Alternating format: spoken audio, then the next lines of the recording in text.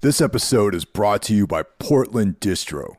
If you like underground music, movies, and more, go to portlanddistro.com for licensed merch, vinyl, CDs, and more. Plug in the discount code 10OFF, TENOFF, for a 10% discount at portlanddistro.com.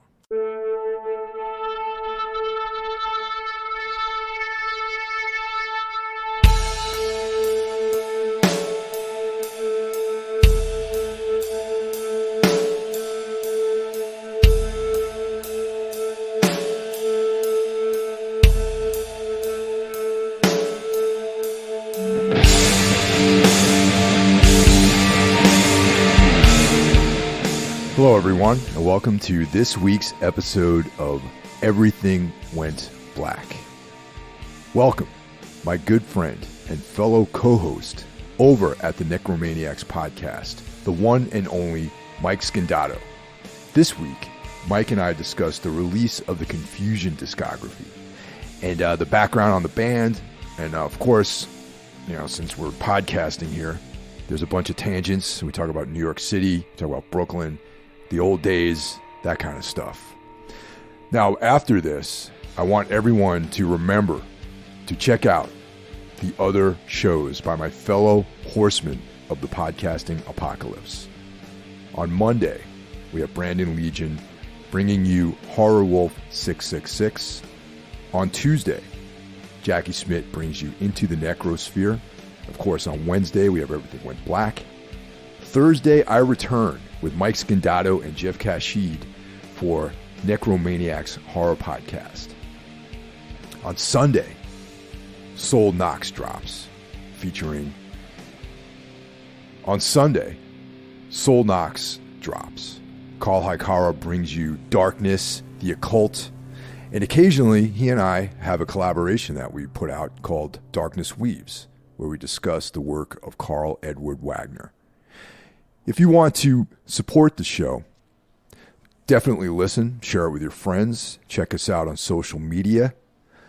But you can also join the Patreon community. For as little as $1 a month, you get bonus content, which at this stage is weekly. We have weekly shows that come out on Fridays. We have staff picks, and we have other episodes that only exist on the Patreon platform. For $5 a month, you get all that, plus early access to the regular shows. For $25 a month, you can become a sponsor and promote your business. You will get one monthly ad read, and you can do it for as long as you want. Similar to what I do with Portland Distro, except it's only once a month. And you can do it for a month, 2 months, 3 months, or into eternity if you'd so choose. And it's completely up to you. Now, onward. So, dude, it's kind of weird talking to you and not doing the Necromaniacs intro. It sure is. It sure is, man. We've been doing Necromaniacs a long time, and I have been on Everything Went Black before. Episode 1, actually.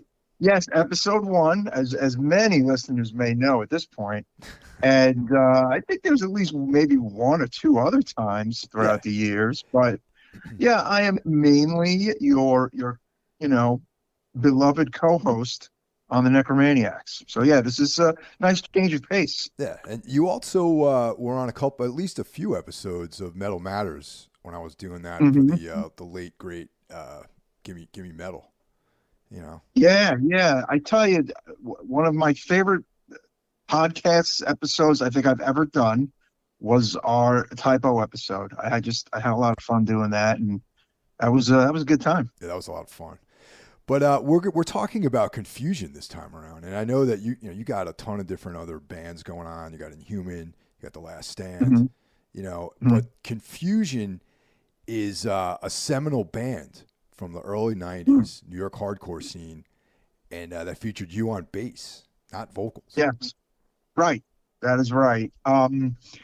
Yeah, the band started in 1990 in my right as I was going into senior year of high school, Bishop Ford High School in Brooklyn. And yeah, we ran from then to the very end of '94. We played our last show in December of '94, and yeah, we caught what I'll call, and what I guess others call, like the third wave of near hardcore. Like 1990 to '94 to me is is to me squarely a third wave. That gets a little more metallic than the second wave, which was had its obvious metal moments, of course, but maybe a little rougher around the edges. A little little darker in some corners, of course, but definitely part of what was going on in the hardcore scene in New York and back then. Yeah. Now, who was in that lineup of the Confusion? Um, well, the band was started by the late Frank Collins, who was our guitar player, who he passed in 2002. He was NYPD Oh actually, wow. and yeah, he was also a soldier before he was in the police academy, and he died in like a tragic motorcycle accident in Bay Ridge, actually in 2002. But he recruited me into the band along with the vocalist Mike Freed, and our drummer was Ralph Kanovic, who was from Midwood, Brooklyn. All three of these guys went to Murrow High School, Edward R. Murrow High School, the same high school that Pete Steele went to many years prior, Mike. I'm familiar with the some other Morrow High School alumnus, so I'm Yeah, no, familiar with that. A lot of people went there that I know. Yeah. uh-huh. What's her name? Marissa Tomei went there. Like a lot of actors and actresses, musicians went there. Pretty like solid public high school in Brooklyn. Also, wasn't Um, Morrow kind of like more like a kind of arts focused? You know what I mean? yeah, they definitely were very friendly with music and acting and that kind of stuff. Well, I don't know if it was 100% like for the arts. I think it was a pretty well-rounded school, but it had a great program for music and acting. So that Right. that was its rep. Um, so yeah, I met these guys. I think I met Frank first, basically that summer, hanging out in like Park Slope with some other friends of mine. Um, and there was just this kind of contingent back then of like South Brooklyn people who went to hardcore shows and metal shows and went to Lemoore or went to CB's. And we all knew each other, actually. It was kind of like a small Brooklyn centric hardcore scene. I grew up in Sheepshead Bay. So there was like a bunch of Sheepshead Bay, like hardcore kids, and there were kids from Bay Ridge, and there was kids from Park Slope, and yeah, and everybody was pretty much either going to CB's on Sunday or Lemoore, the famous club in Brooklyn on a Friday or a Saturday, and that's kind of how everybody met. And like, what was the whole point of doing the music? What was your main sort of mission? Like what kind of bands were you guys all influenced by, and that sort of thing? Well, the thing is, I I was in a band before Confusion. I was in two bands when I was really young. One was called Direct Approach, which featured my friend Chris Bozeth on guitar, who later went on to form Marauder the same year as Confusion formed. And then after that, he moved upstate. He formed All Out War. So there's like a total connection to all, that kind of style, that more metally side of hardcore. But that band was really short lived, very kind of, you know, meat and potatoes hardcore. We managed to get onto the infamous New Breed compilation, which had like Raw Deal and Absolution and Breakdown and lots of great bands. It was a cassette only compilation that Chaka from Burn had put out. But we were all like really young, between like 15 and maybe 16, 17. That band literally never even played a show, but we managed to get on that compilation somehow. Um, that was kind of how fast things were moving in in the hardcore scene in the late 80s.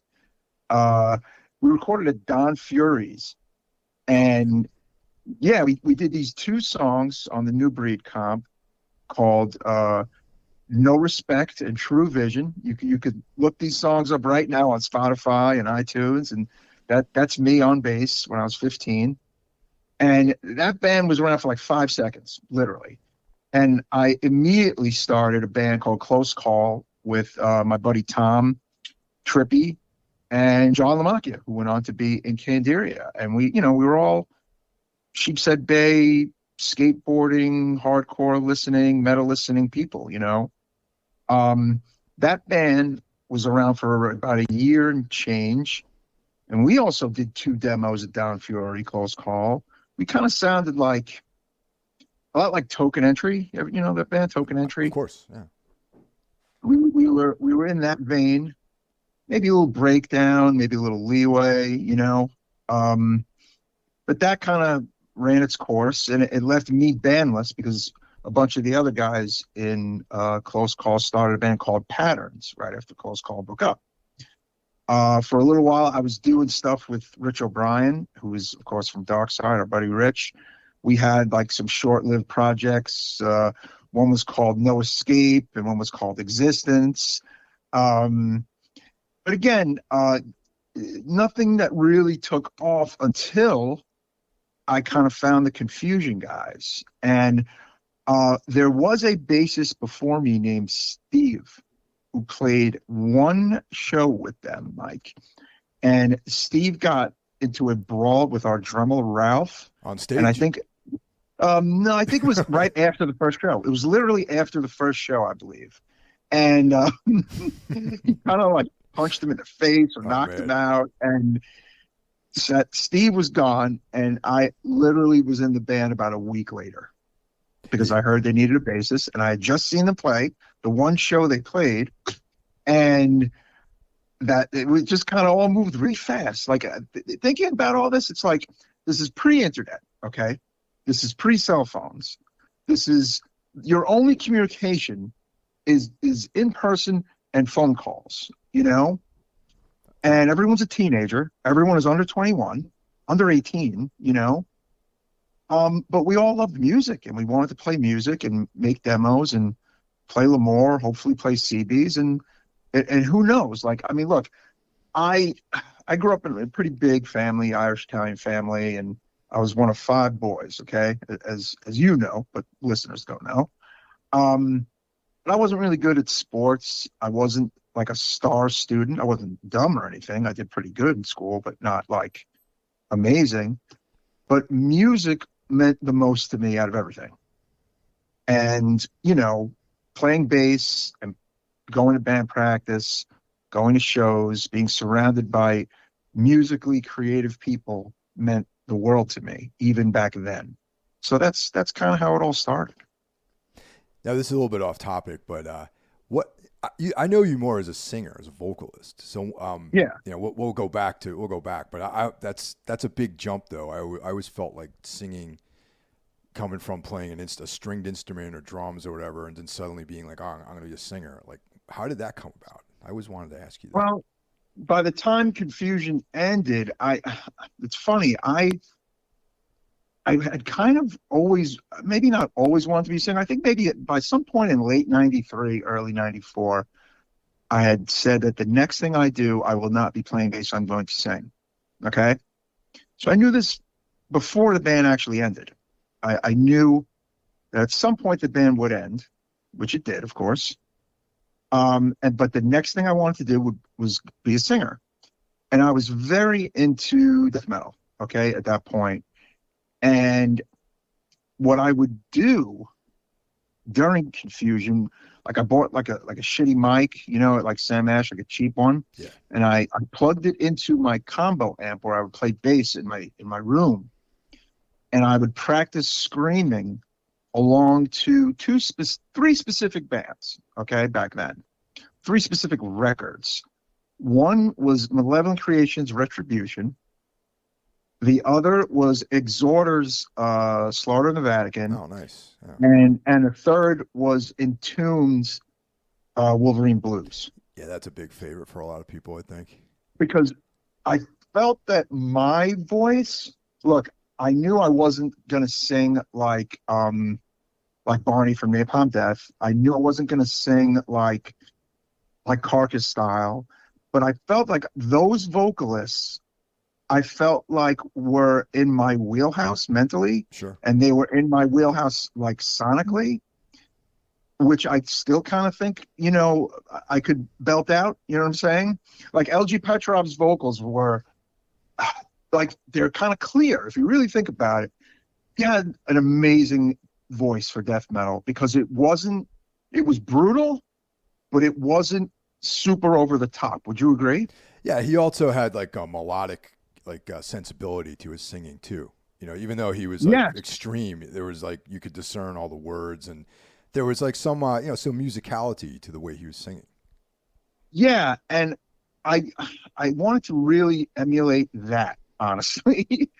But like Malevolent Creation and Slaughter in the Vatican were also musically, like Confusion definitely was influenced by that as well. But I always thought those specific type of vocals were just like I really gravitated to them. They were really like angry, but they weren't.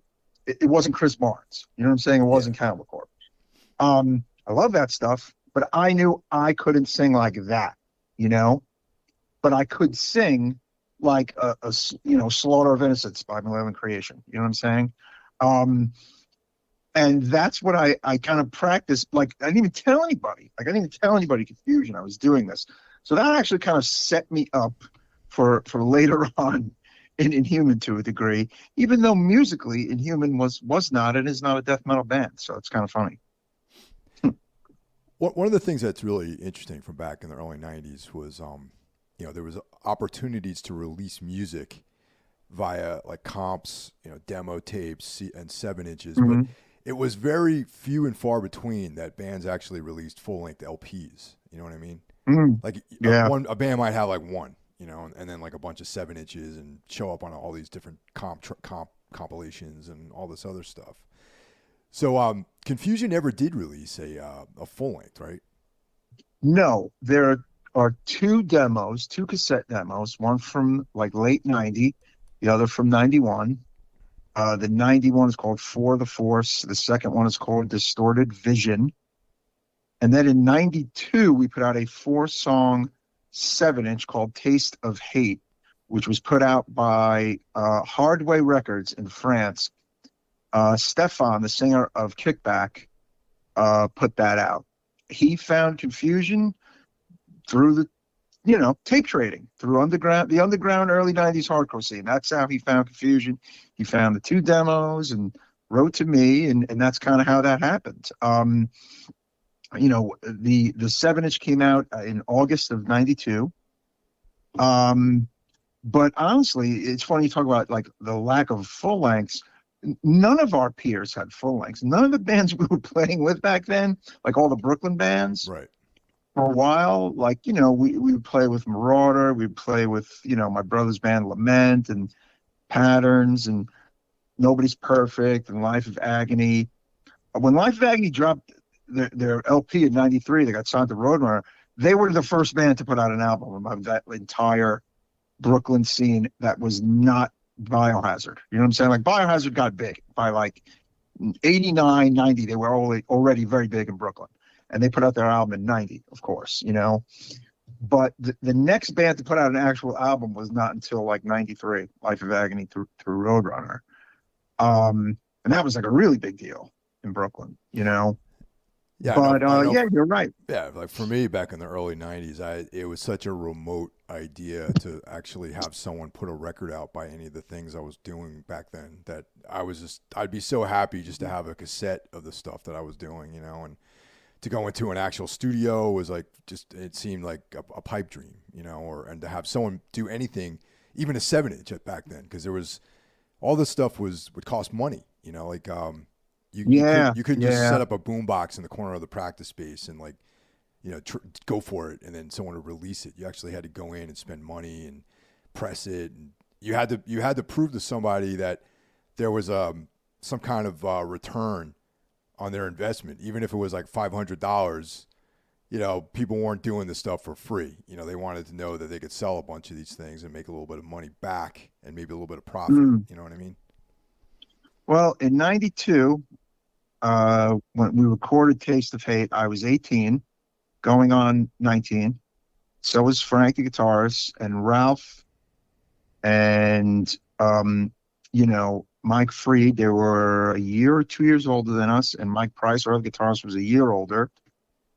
Again, everyone is pretty young. No one really had any money, but I believe the five of us paid to record that record at Fastlane Studios on Flatbush Avenue. We actually got Bobby Hamble from Biohazard as a co-producer of the record. Nice. He was sitting in on putting the record together, believe it or not, and he did that for free. He just did it. He was hanging out at Fastlane all the time. Like Biohazard, they like lived there, so it was not a big deal. And it was cool, man. I mean, again, and we sent the DAT off to France, which I have in my possession. Eventually I got it years later. How many kids out there know what a DAT tape is? It's a very small tape that only probably certain engineers still have those machines. I mean, some still do, because a lot of stuff as of late is, I believe, getting transferred from certain recordings, especially underground recordings. But, I actually have a DAT player for that reason. Because I have like a whole box of stuff that I worked on that I wanted to archive it, and that's what I did for months over the pandemic. So I got like digital. Oh, wow. Yeah, it's kind of cool. That's awesome. So yeah, I mean, it was all just, he would call me from France and we would talk, and it would be like an expensive phone bill. And I mean, he was just a really cool guy. He actually came to New York a few times and hung out. And, there was this one time when we played at Kingsborough Community College, like some kind of like fair outside, and it was us and Dead Air, John Lamacchia's band, After Patterns. They were like, grunge alternative rock band. And the two of us, played together. We were all friends. And like Stefan got into a fight with somebody at the college. It was just like fun shit like that, Just almost got like thrown out of the, the grounds. Kind of, funny memory. But yeah, I mean, the thing is, like, the Brooklyn thing back then was all about like Typo, Life of Agony, and Biohazard, right? But there's always other smaller bands, younger bands that are kind of part of the story. And you would take like Marauder and Confusion and, a few other bands that I think are part of that story. And for a long time, I mean, Confusion fell by the wayside. I mean, I was very busy with Inhuman, and Inhumans put out like 5 records and toured and played constantly. But every now and again, someone would ask me about Confusion. And as years would pass, like, I think with the advent of like YouTube and file sharing and kind of like the gray market, so to speak, of like underground music, the word kind of got out about the band, and younger people found the band, and that's kind of what really kept the band alive. And then after we'd broken up, Rick Healy from 25 to Life put out this compilation with one of our songs on it that was never really released to the public, but we played it live a lot. It's called Storm the Walls. And honestly, it's the best representation of what the band was about, in my opinion. It's like it's honestly a mixture of death metal and like New York hardcore swagger. Like, you know what I'm saying? It's like short, there's no lead, but it's really heavy on like the attack, and like, if you hear the song, I think you get the vibe that I'm trying to convey. And that song kind of like was a weird thing for us because it got this fame because it was like the first track on this comp, and the band didn't exist anymore. So it was a bit of an air of mystery about Confusion and Storm the Walls and what happened to that band and who was that band. So that actually kind of helped us too, in a way. And then in #93 we got on this compilation called East Coast Assault Part One. That's a legendary compilation Which, on the East Coast. yeah, Yeah, a lot of great bands on that. Too Damn Hype Records, and you have like early Converge, early Only Living Witness, early Marauder, Confusion, a whole bunch of bands are on there. Let me jump in real quick though, because the Converge track is not the go-to track. Well, I mean, shit. I think Jake was 17 maybe when they probably did that comp. Maybe 18, 17, 18, maybe even 16. I don't know. I think he's a little younger than me. So, that's their earliest shit. And they obviously, became a bit of a different sounding band. But I reviewed that track recently and I'm like, you know what?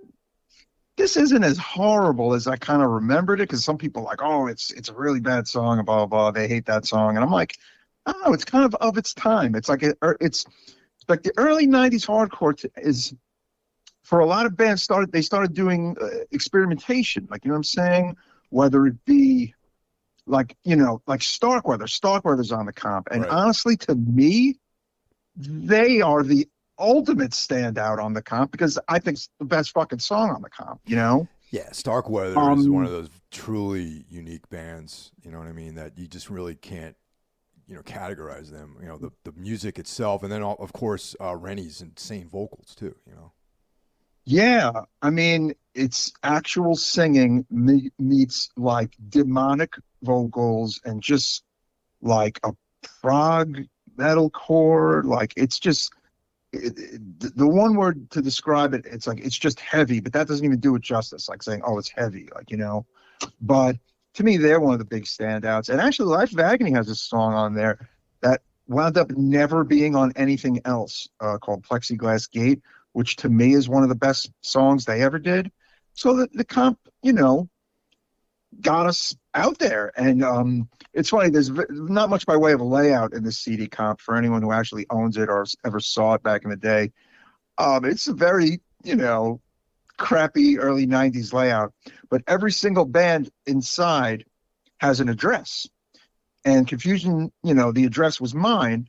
And dude, we got a shit ton of mail from kids, people, fans, because of that comp, like from all over the fucking world, which was really cool. So that helped us too, Wasn't Only Living Witness on that comp too? Yeah. Oh yeah. They have the song Twitching Tongues. Yep. Yeah. Mm-hmm. And the band from California named themselves after that song. So yeah. So now this whole discography project, mm-hmm. How long has this been in the works? A while.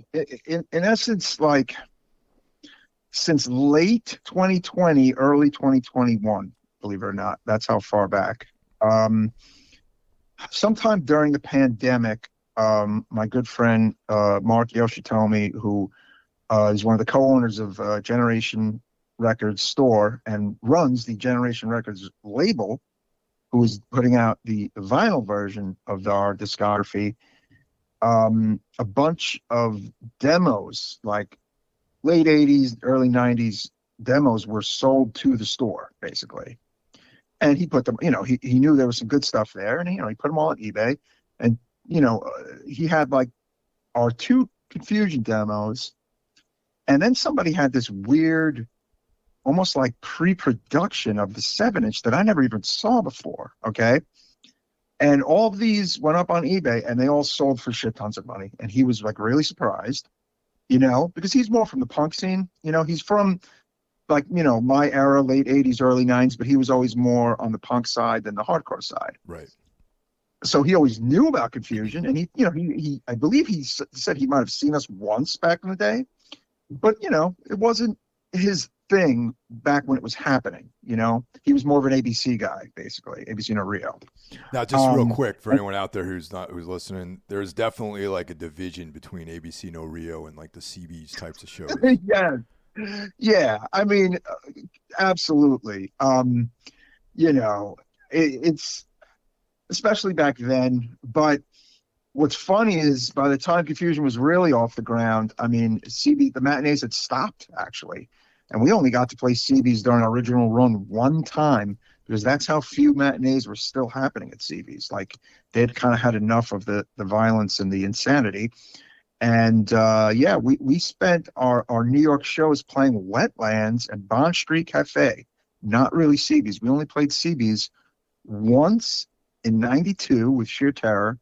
And then in 2003 as a memorial, part of a big memorial show for Frank Collins, our guitarist. Right. So those are the only two times we played CB's. But yeah, so Mark is like, is everything available? And I says, well, not really. I said, the only thing that's been available technically is the 7-inch, the 4-song 7-inch. The two demos, they've been kind of bootlegged online and on YouTube. And I says, but there's been no official release of any of this really, ever in the modern age. And he was like, dude, why don't we do like a discography? Why don't we put this out?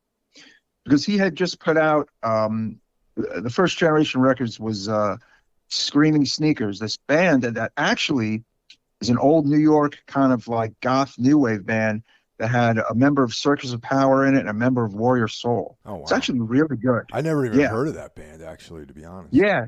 It's Screaming Sneakers. It's a 12-inch. It's, generation number one. You can still get it. It's really good. It's got female vocals. It's like awesome, like 5-song, 6-song, 12-inch. Very good stuff. Yeah, it's got one of the guys from Circus of Power and one of the guys who was in Warrior Soul. So it's very New York, new wave, like post-punk kind of goth sounding band that was around for like a short while. And they issued that 12-inch in the 80s, and it was made once, and it was like really rare and out of print. And then Mark kind of resurrected that from the dead, so to speak. And he's like, why don't we do this? And it was like, okay. And it was like a lot of conversations.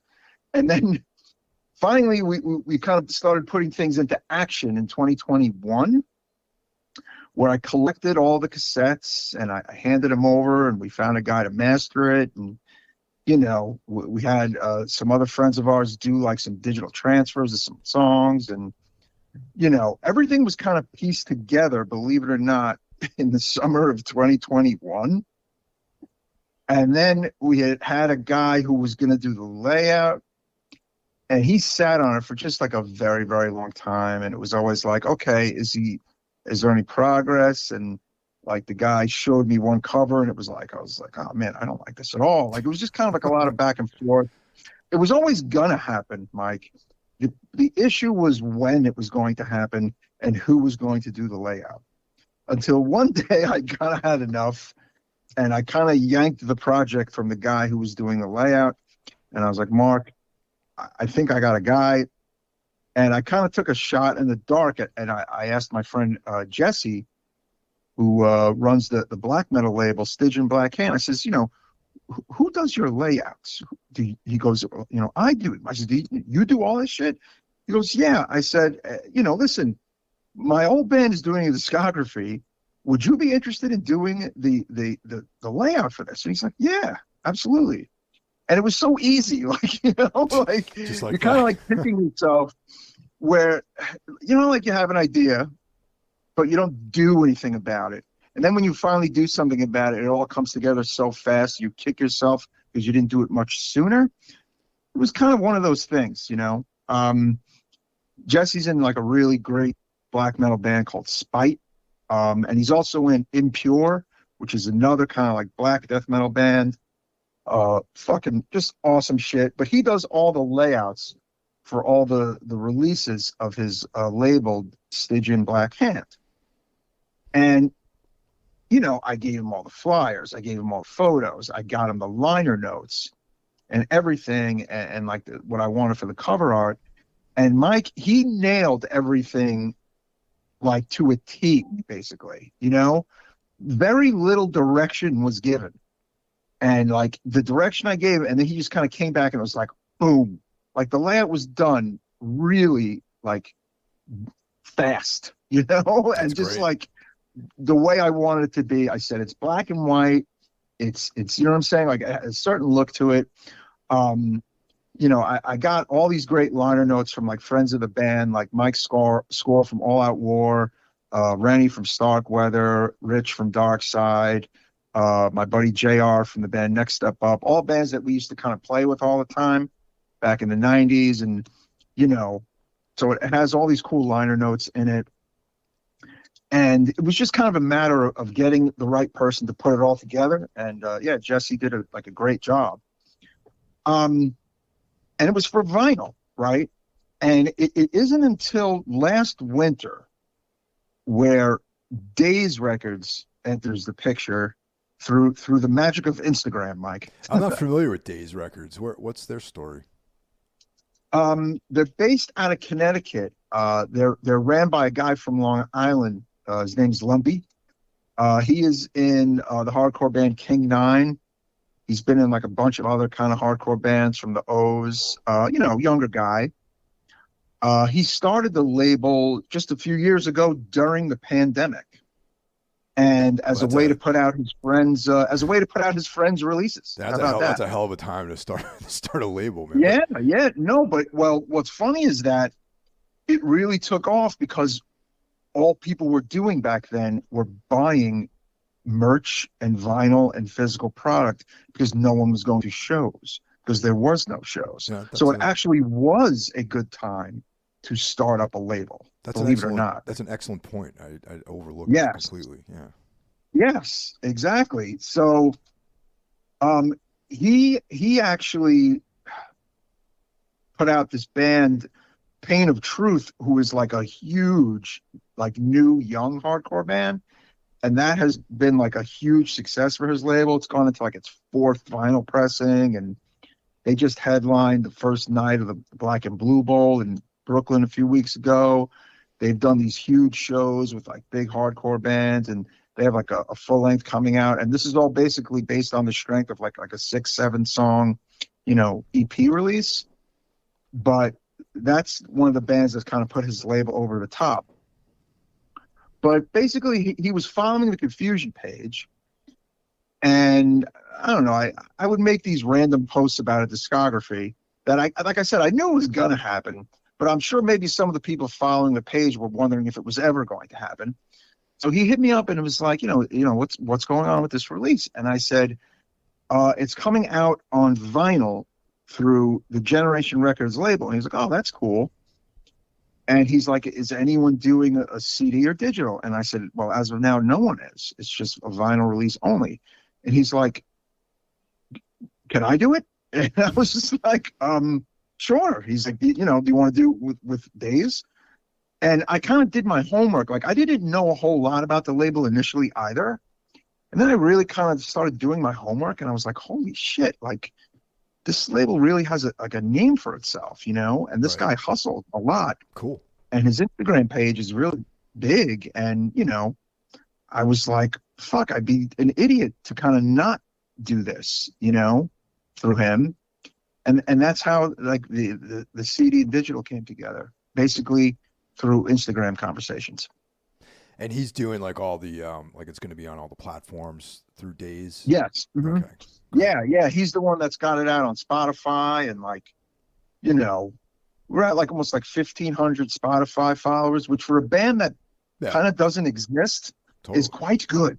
That's real good actually for a band that's like a legacy kind of thing. You know what I mean? Yeah. And like like I was checking, like we're on playlists with these big modern hardcore bands and old, like, bigger, older bands like Agnostic Front and Sick of It All. I'm like, oh shit, man, this is great. I mean, it's kind of exactly what it needs. Like, in a way, doing it as like a joint release with Generation and Days is a perfect fit, because it'll reach everybody. It'll reach our, fans from the 90s, and it'll reach new people, you know what I'm saying? Younger kids, which is really the ultimate goal, I feel like the people who know us and friends of ours and whatever, they know the band. They might have even seen the band back then. You know what I'm saying? I have friends who saw the band many times, to this day.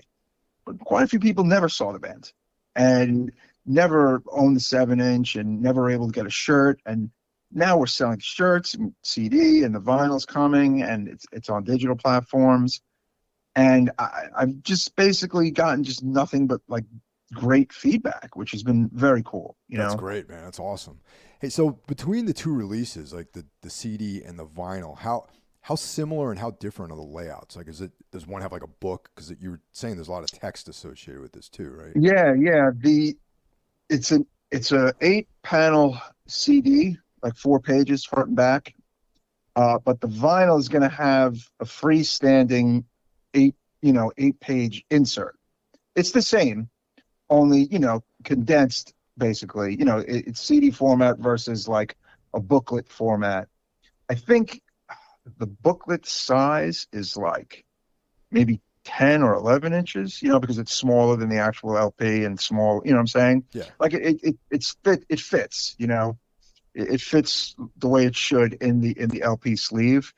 But the initial vinyl pressing is 500 copies. There's going to be 300 on black. I wanted it to be on black, I think it's just like, if there's going to be color, I feel like black needs to be a part of the equation. That's just kind of, I'm a traditionalist in that sense. And then there's 100 half black, half white, and then 100 on like this black, white, gray splatter, which is going to be sold exclusively on the Days website. So yeah, Generation is getting like 400 copies and Days is getting 100 copies. The CD and digital will be out June 23rd this year.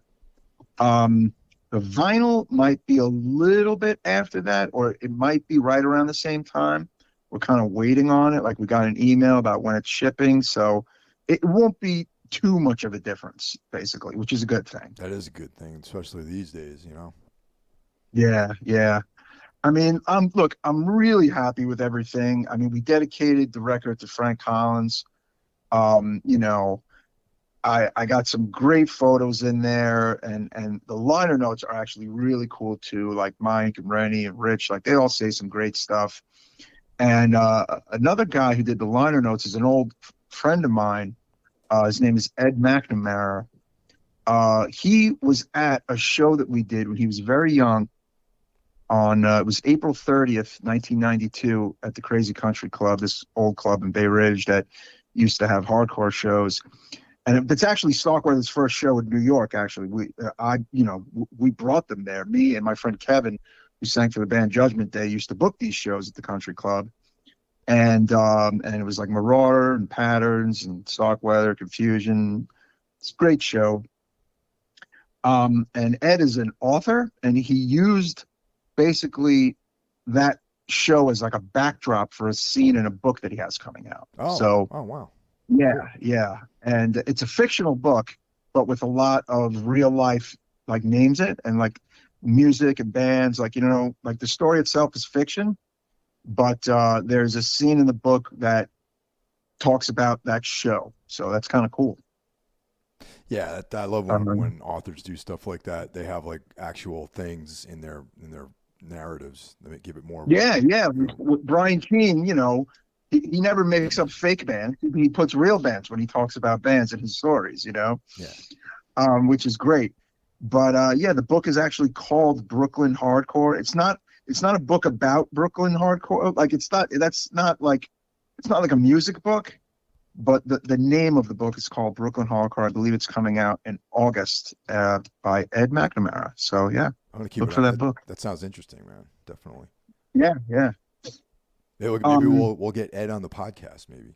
Yes, he would be great on the podcast. Yeah. He would be awesome. He'd be right up his alley. But yeah, man, I just, it's kind of a long time coming. A lot of work went into this, a lot of back and forth. I mean, between Jesse and Mark Yoshitomi and Lumpy from Days and myself, and, I got the okay from my an old friend of the band named Win Chicalo. Win was in a band called Schism years ago. He actually did this, what is called the Storm the Walls artwork, like ages ago. I think when he was in high school. And our old guitar player Pete Malucci was really tight with Win, and he got the artwork from Win, I believe in '93 when we made the original T-shirt out of this. And I'm just really happy. Like I asked Win if I could use it, and he was just like, "Yeah, sure." Like everything just kind of came together very easy, you know. I mean, and honestly, I hadn't spoken to a lot of the guys in the band in quite a while. We did two shows in 2007 with me, Mike Freed, the singer, Mike Price, and a different drummer. And, you know, hadn't really seen them much since then. We had not jammed, obviously, since 2007. But before I did anything, even going back to 2 years ago, 2021, I made sure I called everybody, Mike, you know, and I told them that this was going to happen. But the funny thing is, like, I literally called them in early 2021, okay, during the pandemic in my old apartment. Like, I remember all the phone calls. I made 4 individual phone calls, you know, to Mike Freed, Mike Price, Ralph, and Pete Malucci, okay? Told them about this, and all 4 of them were like, this is great.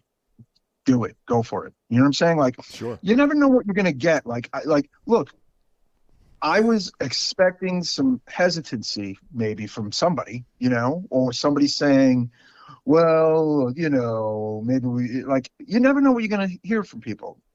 But ultimately, like, if someone tells you your band from high school is going to have a record out, why would you, and that someone else is paying for it, why would you say no to that? Like, you know, like, why? There's no reason to not want to Right, do it. You know? exactly. Like, where's the downside? You know, your band from like your college years, basically, late high school, early college years, that, you know, hasn't played in a really long time, but somehow means a lot to some people. You know what I'm saying? And has new life and new legs. Like, why, you know, why would you say no to that? And thankfully, everybody was cool with it.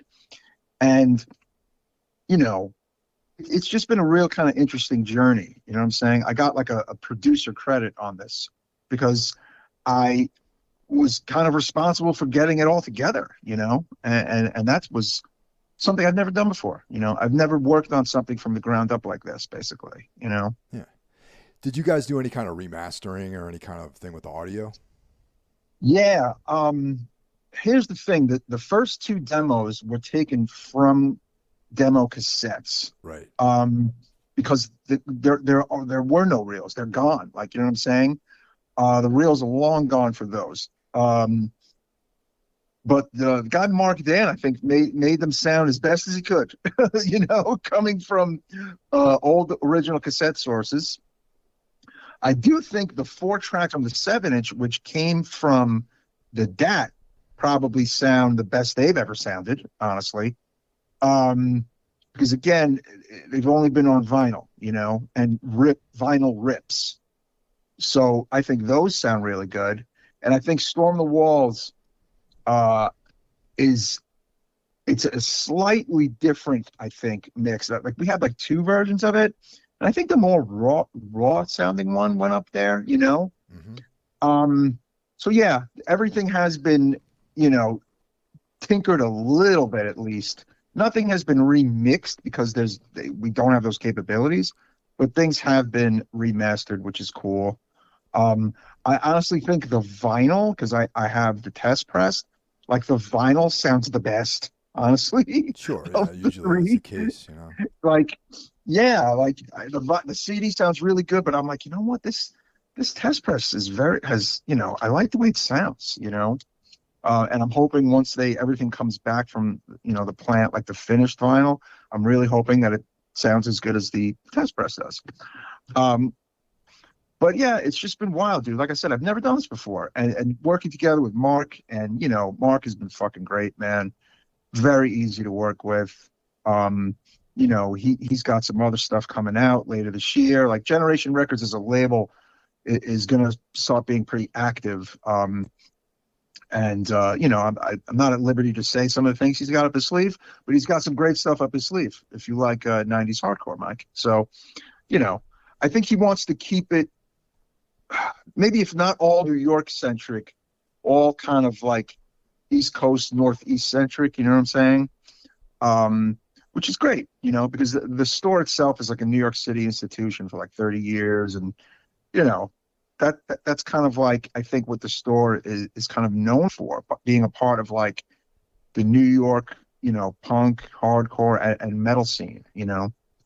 Oh, definitely, man. I think it's going to be cool if he just focused on like, tri-state or like, East Coast kind of bands, hardcore bands. Yeah, absolutely. It's like actually he's looking for like lost treasures too. Like when it comes to like older stuff too. Like because he's like, what else can I do with discography of that hasn't happened already? That's kind of from around the way, so to speak. And it's like it's coming up with different ideas, and I think that's fucking awesome. I feel like other labels are doing that. Like there's that label Radio Raheem. They do a lot of like early 80s stuff, but nobody's doing stuff from like the 90s all that much. And I think there's definitely some good stuff there. Well, and especially now since the 90s is like, like 30 years ago. So I know, right? it's like it's a while back now, you know what I mean? So yeah, it's trippy to think about all that stuff. Oh my God, that is wild. I just got super sad just right now thinking about that. Yeah, I can't believe how much time has passed. Yeah. It's like, whoo. But see, that's the thing. It's like, look, sometimes music takes a while. I think Confusion is a good example of that. But I do think it began within the last almost under 10 years. Because like about 5 years ago, there were some people bootlegging our shirts, and a band named themselves Distort a couple of years ago after our song Distorted Visions, and the guy from the band reached out to me to tell me how much he liked us. And like I've gotten a lot of that, like especially like on Instagram. Like I'll hear from younger people who were born in the 90s, you know what I'm saying, or who had no chance of ever seeing us live, but they like us now. I mean it's a good feeling.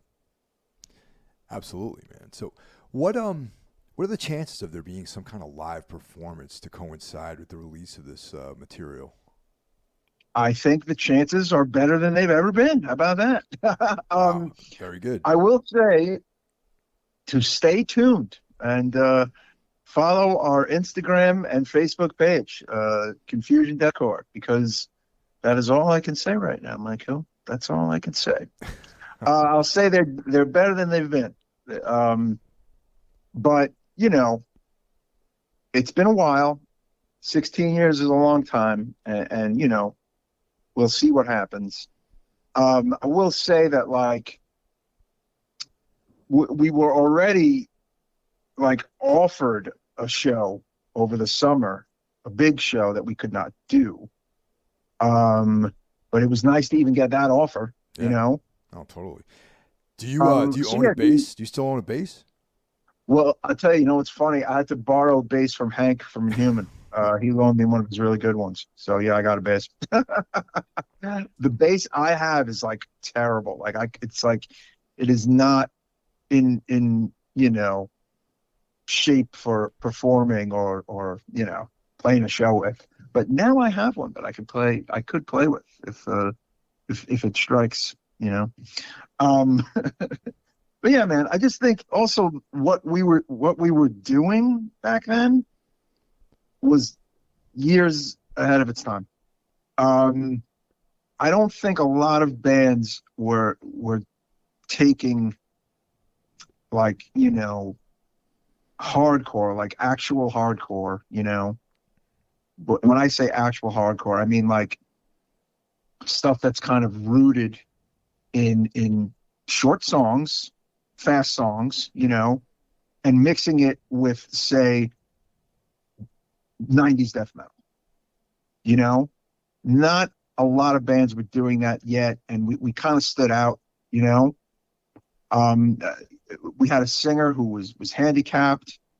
We were a very different, weird kind of band, and one of my regrets is that we probably shouldn't have broken up when we did, but we did. I mean, you know, it is what it is. We probably should have found a way to kind of stick around and make it work, but we did not. Um, but you know what? It's, you know, everything happens for a reason. And had Confusion not broken up, it might not have ever been an Inhuman. So there's that. Yeah, the it's funny when you mentioned death metal and hardcore because like the first, you know, everyone's probably going to say, well, what about like bands like Integrity and stuff like that? But I always felt like Integrity was more of like a like thrash and hardcore, you know? Yeah.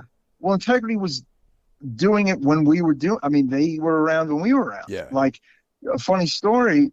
In '92, they almost played the Crazy Country Club. Huh. They heard about the shows happening there, and they would do a run of dates. It was around the time they played Middlesex, New Jersey. They wanted another show, and me and Kevin McCormick from Judgment Day had a college radio show back then in Kingsborough College where we used to play hardcore, metal, whatever we wanted, you know. And we got the Integrity, was it Integrity Mayday 7-inch sent to us? Oh yeah, that's a good one. From a label. And I think we had a conversation with Kevin, but the show didn't materialize. So they probably would have played with Confusion. Like, I mean, we were aware of them, absolutely, you know. But it's funny, I didn't become a fan of them till a little later. I knew who they were, I knew what they sounded like, but I started liking them probably like 94, 95. Yeah, I became as soon as I discovered them, I was like huge into them just because of they just had that angle that I dug, you know, with the Satanism and, you know, the devil stuff and Manson and serial killers, and that was 100% when I was into like that whole vibe of like the early 90s, you know. And when I first checked out Integrity, I was like, this is a band for me, man. They're singing songs about just dark shit, you know. While we were not pushing Satanism or that, like, you know, occult or anything like that, we were pushing violence. we were pushing negativity.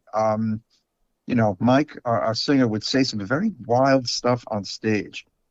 And then once we started playing with death metal bands and opening for death metal bands, we started getting death metal kids coming to see us, which was great. You know, I almost felt like we were losing the hardcore people because we'd gotten so heavy and so metal, you know. But little did I know that, like, but like, it just in a few years' time, that was fine. But it wasn't really fine yet in like 92, 93. Not really. Not at least where we were. Yeah, that was definitely the leading edge of metal and hardcore sort of melding better, you know, being more suited together, you know. It's just off by like a few years. So that's what I mean when I say that we were a little ahead of the curve and probably broke up too soon. You know, Integrity and Ringworm were definitely in the wheelhouse of what we were doing, you know. But on our part of the country, we had just like us and Darkside, you know. Yeah. And then in Philly, you had Starkweather, you know, and then more upstate, you had All Out War.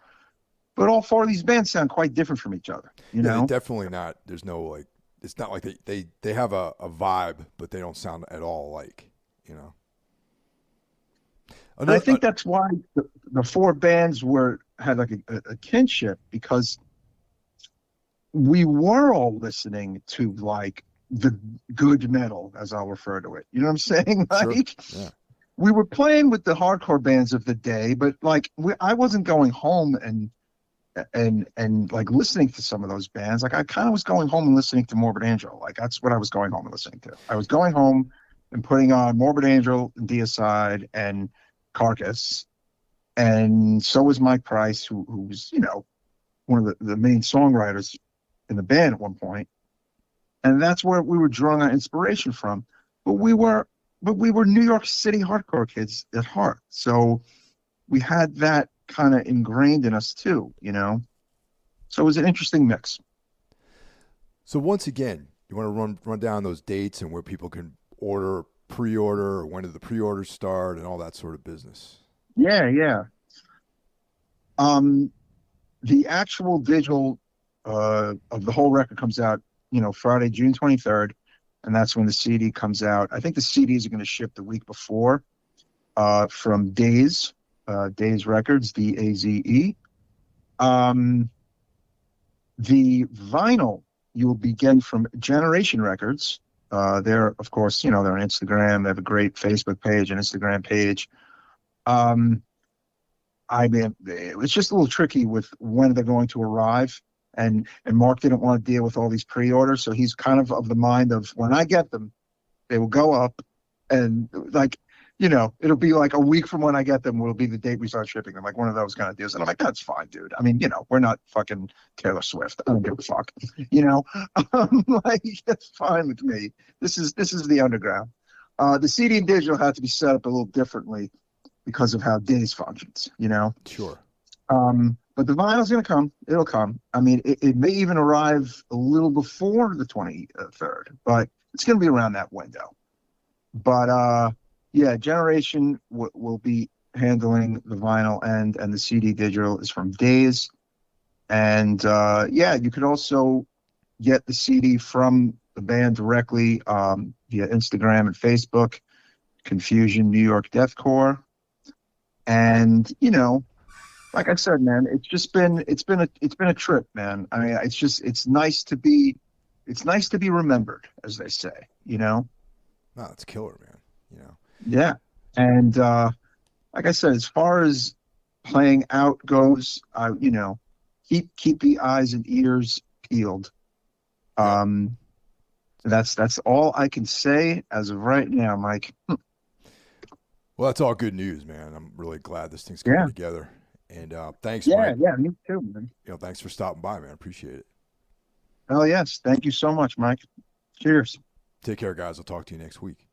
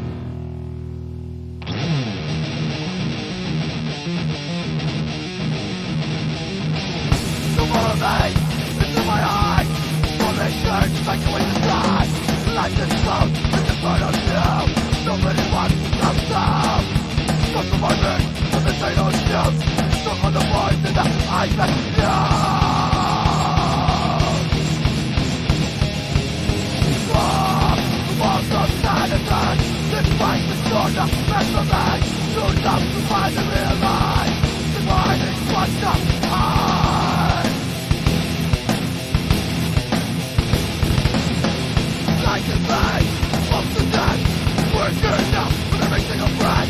And when I get